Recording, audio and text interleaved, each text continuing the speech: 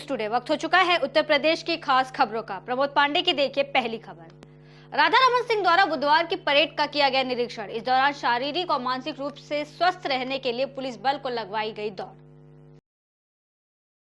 बढ़ते अगली खबर की ओर, देखिए बलरामपुर से।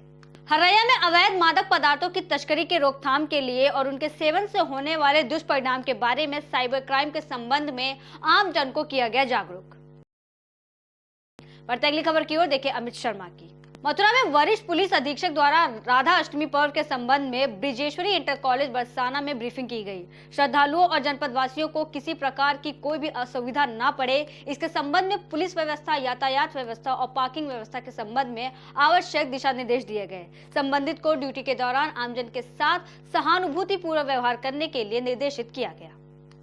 परसों 2 दिन विशेष भीड़ रहेगी। 22/23 रात्रि में जो है भीड़ का दबाव सबसे ज़्यादा होता है। काफ़ी संख्या में श्रद्धालु कल रात से ही आके लाइनों में लग जाते हैं। अर्ली मॉर्निंग 4 बजे जब अभिषेक का समय शुरू होता है उस समय काफ़ी संख्या में श्रद्धालु दर्शन के लिए आते होते हैं और इसको दृष्टिगत रखते हुए लार्ज नंबर ऑफ जो एग्रीगेशन है क्राउड का, जो हमारे दर्शनार्थी पूरे देश विदेश से जो आते हैं उनको सुरक्षित और सुगम अनुभव हम लोग दे सकें, इसके लिए व्यापक सुरक्षा व्यवस्था सुनिश्चित कराई जा रही है। बढ़ते अगली खबर की ओर, देखिए मथुरा से अमित शर्मा की।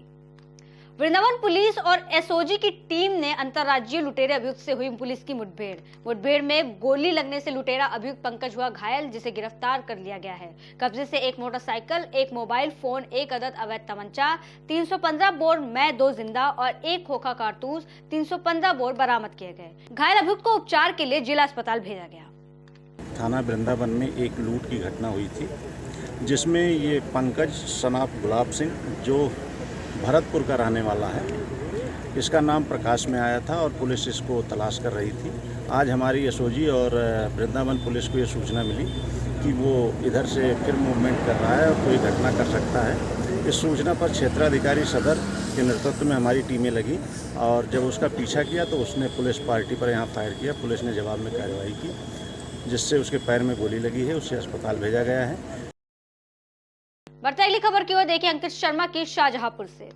शाहजहांपुर में दिव्यांगजन सशक्तिकरण, पिछड़ा वर्ग कल्याण विभाग राज्य मंत्री और जनपद के प्रभारी मंत्री नरेंद्र कश्यप ने सभागार में जनपद के 40 दिव्यांग महिला और पुरुषों को ट्राई साइकिल बांटी। इससे पहले प्रभारी मंत्री ने जनपद के अधिकारियों के साथ जनपद में संचालित योजनाओं के संबंध में समीक्षा बैठक की, जिसमें सरकार द्वारा संचालित तमाम योजनाओं के विषय में अधिकारियों से जानकारी ली। दूसरी ओर लाभार्थियों ने सरकार के इस कदम की सराहना करते हुए आभार प्रकट किया।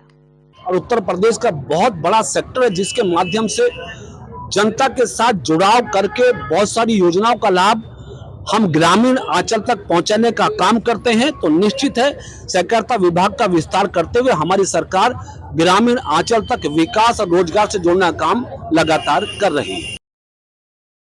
बढ़ते अगली खबर की ओर, देखिए अंकित शर्मा की। शाहजहांपुर में दबंगों में कानून का खौफ खत्म हो गया है। यहाँ हिस्ट्री शीटर के दबंग भाई ने ईट भट्टा के व्यापारी पर कार चढ़ाकर कुचलने की कोशिश की। व्यापारी पर हमले का सीसीटीवी फुटेज सामने आया है। ईट के 9 लाख रुपए बकाया भुगतान मांगने पर दबंग ने घटना को अंजाम दिया।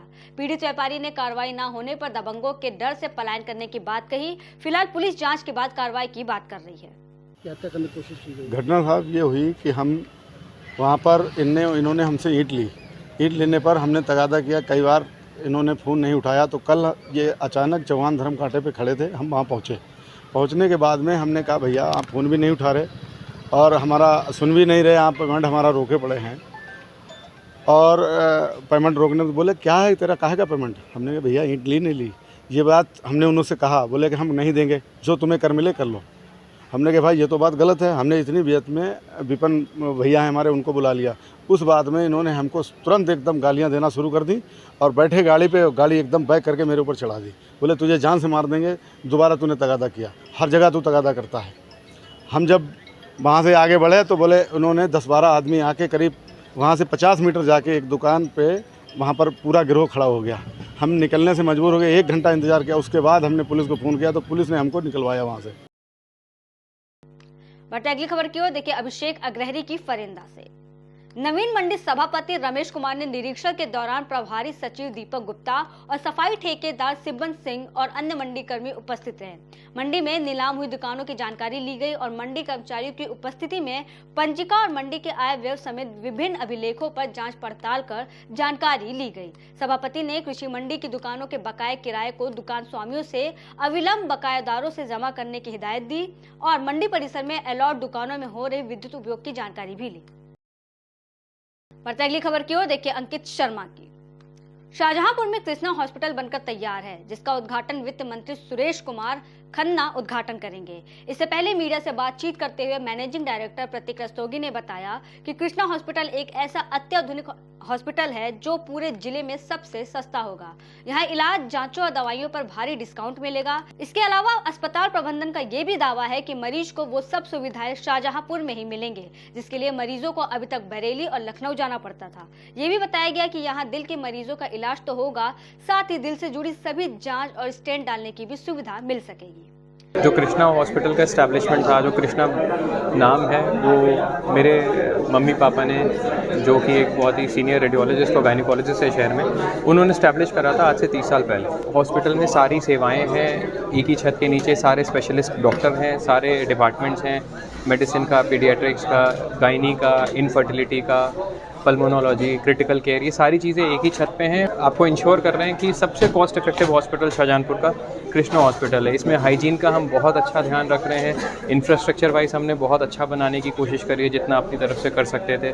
पूरा हॉस्पिटल जो है, हमारे पास करीब 75 बेड हैं अभी जो ऑपरेशनल हैं, जिसमें से 10 ICU बेड्स हैं, 10 NICUs हैं, प्राइवेट वार्ड्स हैं, और ये सभी टोटली एयर कंडीशनड हैं, जिसके लिए अगेन मैं रिपीट करूँगा, हम कोई एक्स्ट्रा चार्ज नहीं ले रहे। हमारा प्राइवेट वार्ड, हमारा जनरल वार्ड, हमारा ICU शहर में सबसे ज़्यादा कम रेट्स पर है। बढ़ते अगली खबर की ओर देखिए रविंद्र कुमार की। बिजनौर के हस्तिनापुर पुल की अप्रोच टूटने से चांदपुर हस्तिनापुर का संपर्क टूटा। राहगीर जान जोखिम में डालकर बाइक लेकर कर रहे हैं गंगा पार। ट्रैक्टर और ट्रालियों में सवार होकर जान को खतरे में डालकर लोग गंगा पार करते हुए नजर आ रहे हैं। पुल की अप्रोच टूटने से राहगीरों को हुई परेशानी। निघासन तहसील के SDM ने दी फरियादी को जेल भेजने की धमकी। अगली खबर देखिए पीयूष गुप्ता की लखीमपुर खीरी से।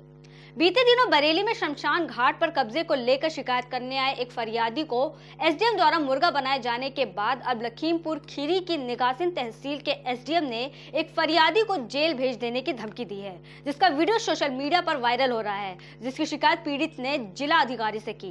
पीड़ित का कहना है कि वो अपनी जमीन भूमिदारी करने के लिए SDM कार्यालय में प्रार्थना पत्र लेकर गया था, जहाँ उन्होंने कहा कि खतौनी लेकर आओ और अपने हाथ में लेकर आओ। पीड़ित ने कहा कि सभी कागज फाइल में लगे हुए हैं, कोई कमी नहीं है। इस दौरान पीड़ित के बेटे ने वीडियो भी बनाया, जिसका तहसीलदार ने शक होने पर मोबाइल भी छीन लिया।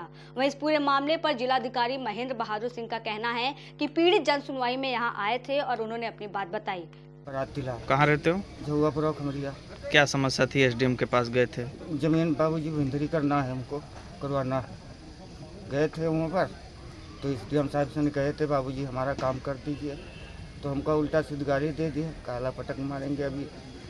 हाँ, फिर कल गए तो फिर देखा, फिर कहने बाबूजी से तो कहा हम तुमको तुम्हारी ज़मीन काट देंगे, तुमको जेल भेज देंगे, तुम्हारी खतौनी के सब काट देंगे, तुम जिंदगी भर रहोगे, हमारे कलम में इतनी दम है, तुम डुबा देंगे। अभी किस तरह की कार्रवाई आपकी तरफ से की जा रही है? SDM निघासन का कल एक वीडियो प्राप्त हुआ था, उसके संबंध में कल ही उनसे स्पष्टीकरण प्राप्त किया गया है। स्पष्टीकरण कल रात में प्राप्त हो गया है। उसके संबंध में CDO साहब और ADM साहब को संयुक्त परीक्षण पर अवगत के लिए। फिलहाल के लिए इतना ही। देश और दुनिया की तमाम बड़ी खबरों के लिए बने रहिए A News Today के साथ।